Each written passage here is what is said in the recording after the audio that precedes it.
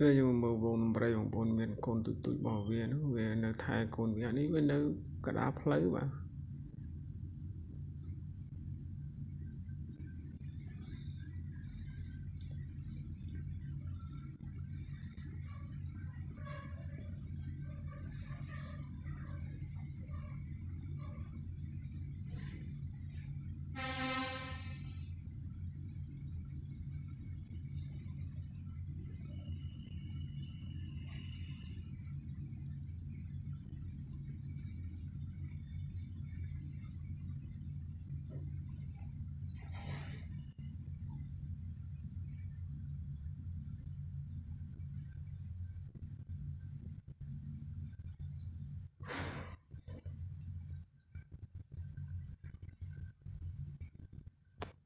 បាទចំពោះសត្វដំរីជាសត្វដែលមានមេធំបងប្អូននៅលើផែនដីយើងមានតែវាមេធំ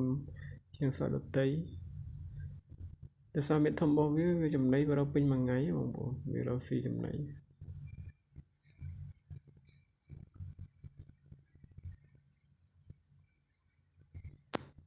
កូនដំរីដែលទើបបង្កើតហ្នឹងក៏គីឡូកៅជាង10គីឡូដែរបងប្អូនទើបបង្កើតថ្មីហើយបើវាធំអស់វាហ្មងពូជធំវានោះរហូតដល់2-3ពាន់គីឡូបងប្អូនបាទ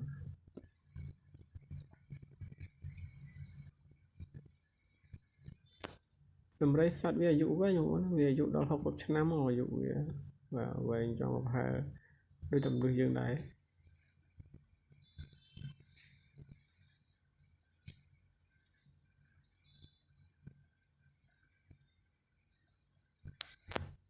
បាទត្រង់នេះវានាំគ្នាមកបណ្ដុំនៅកណ្ដាលផ្លូវហ្មងកាក់ឡានកាក់អីទៅឲ្យទៅណាទេនៅនឹងបណ្ដោយ